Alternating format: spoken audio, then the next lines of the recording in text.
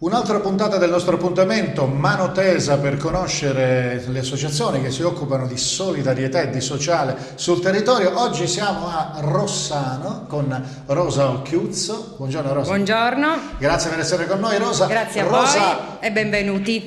grazie. Presiede Rosa un'associazione che si chiama Tenda. Ecco, cosa vuol dire intanto? Allora, tenda per noi ha un doppio significato. La vera e propria tenda perché noi la vediamo come un simbolo di accoglienza, di ritrovo, un rifugio, ok? Ma per noi anche abbiamo scelto questo nome anche perché è l'acronimo di tutto e niente donare amando. Ah, è bellissima questa sì, cosa. quindi in realtà ci piaceva che ci fosse una sigla che esprimesse al meglio quello che era il nostro pensiero. Il vostro punto di vista. Esatto. Voi siete proprio nella stazione di Rossano. Ecco, come vi trovate qua? Perché in questi locali?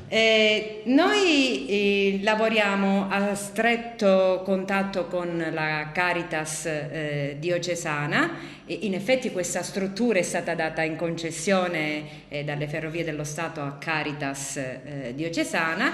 Abbiamo fatto un contratto di partenariato per la gestione di questa struttura e ci troviamo qui a prestare la nostra opera. Ci sembrava anche un luogo abbastanza centrale dove chiunque ha bisogno di qualsiasi cosa che non è solo un discorso materiale, quindi il mangiare piuttosto che il vestire, ma anche un supporto psicologico, una voce amica, qualcuno che è a tua disposizione e che per quello che si può, per quelle che sono le nostre possibilità, le nostre conoscenze, insomma, aiutare col prossimo. La povertà non è solo materiale, è molto anche la povertà d'animo. Ecco, parliamo di questo. Intanto, in quale anno nasce la vostra associazione? Allora, la nostra associazione nasce a maggio del 2016. In realtà il gruppo che ha costituito questa associazione è un gruppo di 11 persone, poi da lì si è ingrandita fra soci, volontari, gente che ci supporta, che ci segue, che ci aiuta.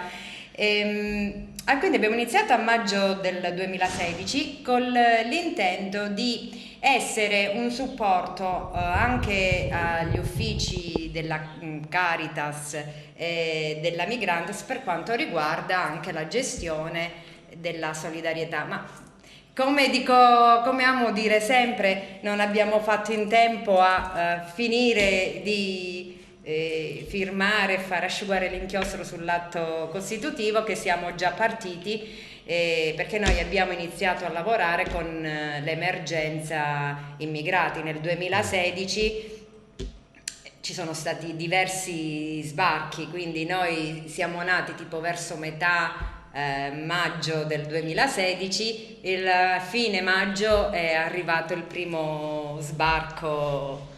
La Sibaritide ne ha ospitati tanti di migranti. Ne abbiamo ospitati tanti. Noi non siamo un centro autorizzato SPRAR, quindi abbiamo aiutato il comune a prenderci carico dei minori non accompagnati. Poi ovviamente gli adulti sono stati destinati alle strutture, ma fin tanto che non si trovava una sistemazione comunque di questi ragazzi li abbiamo ospitati noi. In realtà non eravamo tanto pronti per questa cosa, ci siamo trovati un po' e diciamo cosa facciamo, cosa non facciamo, però ce l'abbiamo fatta, le esigenze erano tante, la Curia ci ha messo a disposizione la casa a Santa Maria delle Grazie che hanno loro, quindi abbiamo potuto ospitare il primo gruppo a Santa Maria delle Grazie e poi gli altri gruppi che eravamo già, come dire, un poco più preparati, sapevamo come comportarci e via di seguito, poi li abbiamo ospitati sempre grazie alla curia che se non ci fosse stata sarebbe stata insomma dura. Ci ha messo a disposizione i locali della canonica della chiesa di San Domenico a Rossano Paese, quindi anche lì abbiamo potuto un attimo sistemare e creare un luogo di accoglienza per questi ragazzi. Ovviamente ci sono state tante persone, tanti volontari che si sono messi, chi a cucinare, chi a fare pulizie, chi a fare anche compagnia a questi ragazzi, facendoli fare magari anche dei lavori. E ovviamente abbiamo chiamato persone che sapevano parlare inglese, francese, più che altro erano queste le lingue che parlavano, quindi ci hanno fatto anche un attimo da mediatori.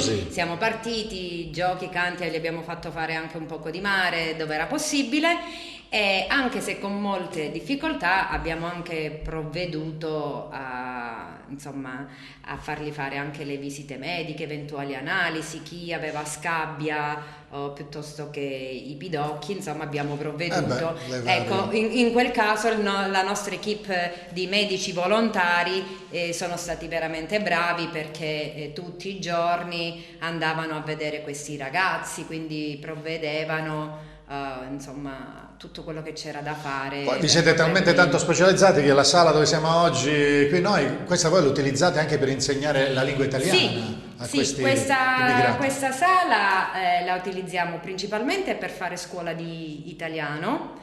Ci sono degli insegnanti, che qualcuno in pensione, qualcuno no, che offre la sua, qualche ora del suo tempo, soprattutto il pomeriggio, e fanno, per chi vuole, un poco di scuola di italiano, anche per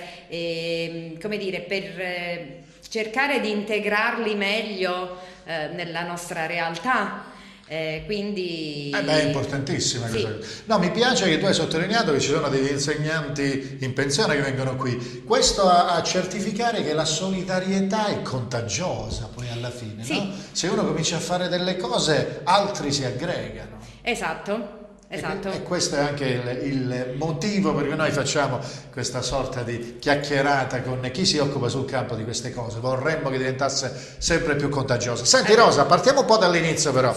Allora, voi aiutate le persone che hanno bisogno, insomma, gli indigenti. Ecco, ho visto sotto c'è il vostro centralino, per così dire. Intanto, da chi arrivano le richieste, come vengono gestite poi queste cose? Allora, per intenderci, il nostro bacino di utenza è molto vasto. Noi generalmente, collaborando, come dicevo prima, a stretto contatto con gli uffici della Caritas, noi abbiamo un bacino d'utenza che va da Cariati, quindi tutti i paesi limitrofi, Mirto, Longobucco, Crosia, Caloveto, Bocchigliero, Campana, insomma tutto l'Interland. È un comprensorio vasto questo. Rossano, Corigliano, che adesso siamo comune unico, fino a Terranova. Quindi abbiamo un bacino di utenza molto vasto. In questo periodo di emergenza Covid è stato notevole lavorare su tutto questo territorio, quindi non ci siamo limitati al solo comune di Corigliano Rossano. Ecco, allora giù c'è il vero e proprio nucleo di lavoro della nostra equipe. Lì si ricevono le chiamate. Chi ha bisogno è stato messo a disposizione un numero da poter utilizzare, chiamare, e ci spiegano un attimo qual è la loro esigenza, come si sono trovati un attimo in questa situazione di difficoltà, come è composto il loro nucleo familiare, eventualmente se hanno redditi.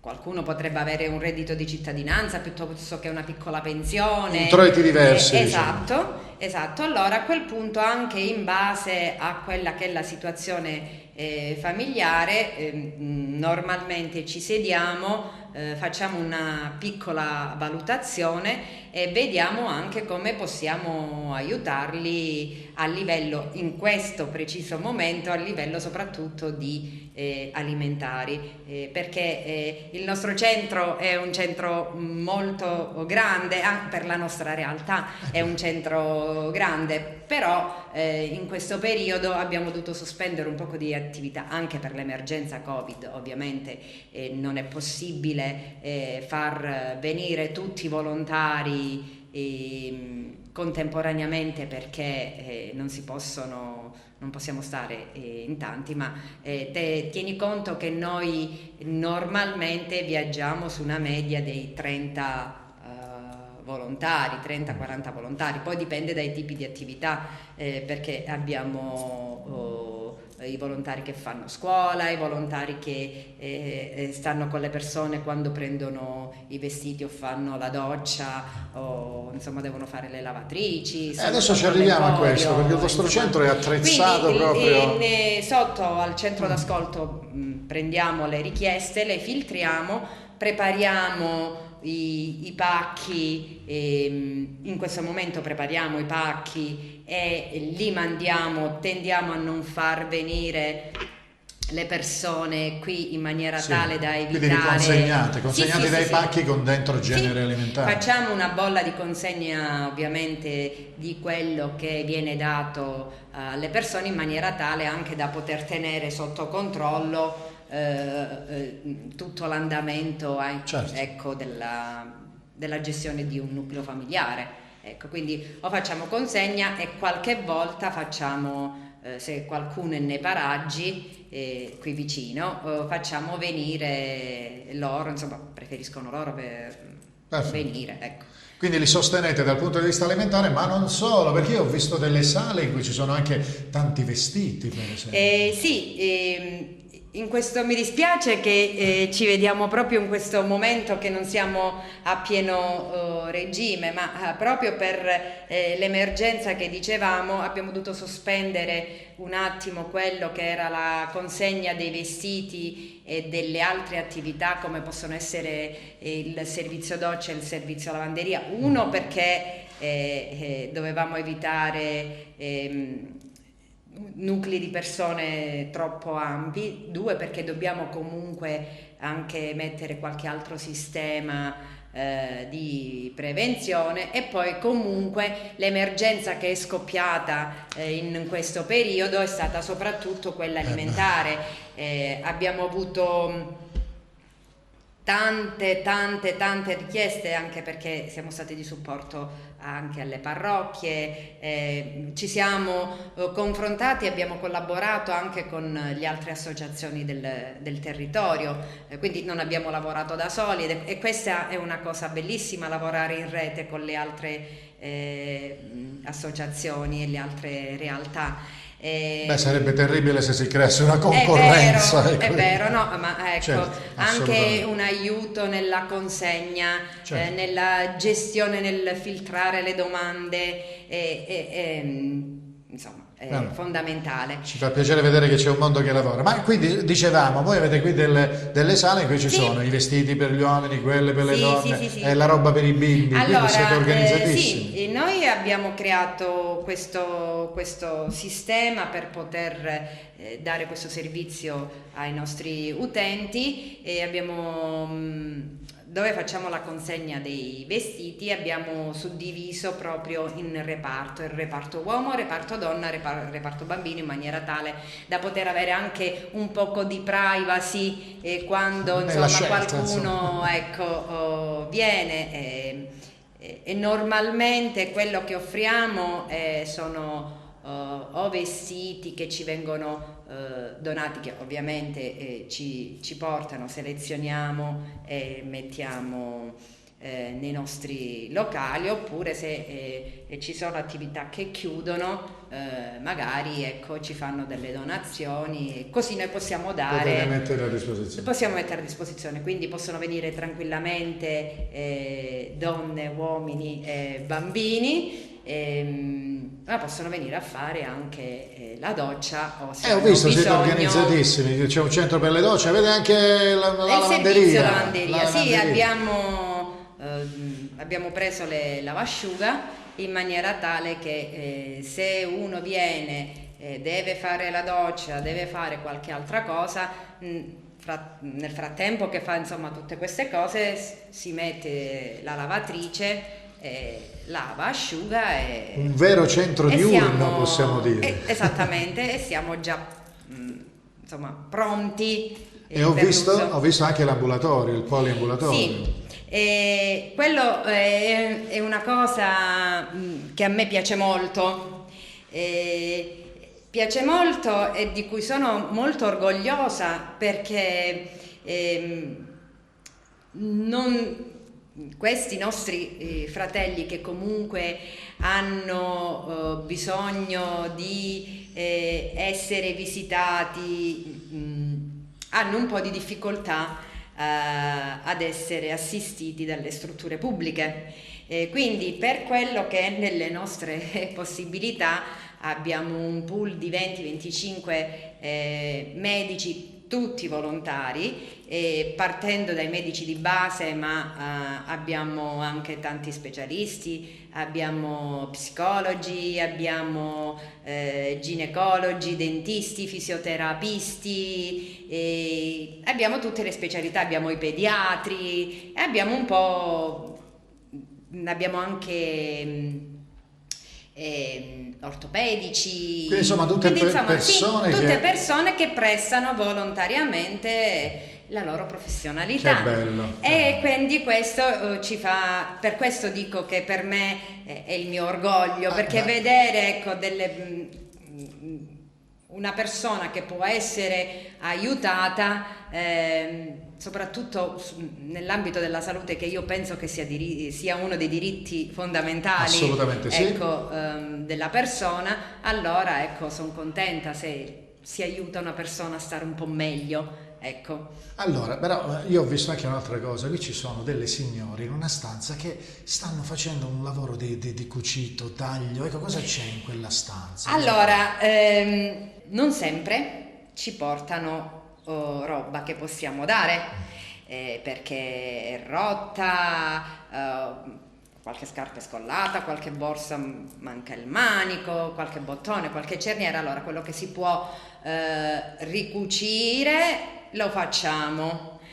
Quello che non può essere dato alle persone perché è rovinato, noi lo prendiamo e creiamo degli oggettini che poi vendiamo, e il ricavato ci serve per mantenere la struttura e per fare la spesa, perché sì, magari accediamo anche al banco alimentare e ci sono negozi, supermercati che comunque conoscendoci ci aiutano, però tante volte abbiamo bisogno anche di altro, quindi per quell'altro provvediamo noi. Quello che noi abbiamo sempre tanto bisogno e che dobbiamo insomma provvedere noi è soprattutto la roba per bambini, ecco, quindi le pappine, piuttosto che il latte, piuttosto che i pannolini, e tutta questa roba qua, il biberone, ecco. È importante. Io ho visto queste signore stavano facendo cose, anche le mascherine facevano. Allora sì, soprattutto all'inizio e continua ad essere ancora per diversi versi un'emergenza avere i dispositivi di protezione anti-Covid, quindi fin dall'inizio ci siamo messi a produrre mascherine, sempre con materiali da riciclo che potevano essere, come avete visto, lenzuola, o abbiamo fatto anche qualcosa di più carino mettendoci jeans vecchi o camicie e li abbiamo dati a chi ne ha bisogno. Noi teniamo sempre una dotazione che è giù, soprattutto chi viene e ha bisogno delle mascherine le diamo. Beh, che bello. E ho visto anche dei fiori, Sì, quella è una delle attività collaterali, nel senso che noi facciamo anche, per chi ci chiede delle commesse dei lavori, in questo caso stiamo preparando, ci stiamo già mettendo in moto per preparare i fiori che normalmente diamo alla curia per il periodo dei morti, che poi loro distribuiscono nelle varie chiese e possono essere portati ai propri defunti. Ecco, un pensiero che non appassisce mai, ecco, proprio perché di panno non appassisce mai. In più, sempre in quel laboratorio dove noi facciamo soprattutto tanto riciclo, ci organizziamo, a parte che per fare lavoretti e anche per fare le nostre bomboniere solidali. Adesso va, non so tanto di moda, ma comunque per me è una cosa bellissima, invece di andare a comprare magari un oggettino che poi le persone prendono e mettono da parte, noi creiamo il sacchettino piuttosto che un oggettino fatto all'uncinetto o con altri materiali, e facciamo le bomboniere. E questo serve sempre, insomma, per ricavare qualcosa da poi riutilizzare. Sempre è tutto per questa casa e non solo, anche per le mense, oppure tieni conto che noi lavoriamo anche sulle emergenze. Quando ci sono stati gli alluvioni siamo intervenuti, quindi ci creiamo quella situazione che ci mette, ci fa essere tranquilli che ad ogni emergenza noi riusciamo, per quello che sono sempre nelle nostre possibilità, intervenire e dare un supporto soprattutto all'inizio. Ecco. Allora, Rosa, prima di chiudere questa nostra chiacchierata, altrimenti poi ci allunghiamo troppo, questa è una domanda che faccio sempre alle persone come te che si occupano del sociale. Ecco, le istituzioni vi sono abbastanza vicine o ci vorrebbe qualcosa in più? Dai, diciamo. Ma dipende.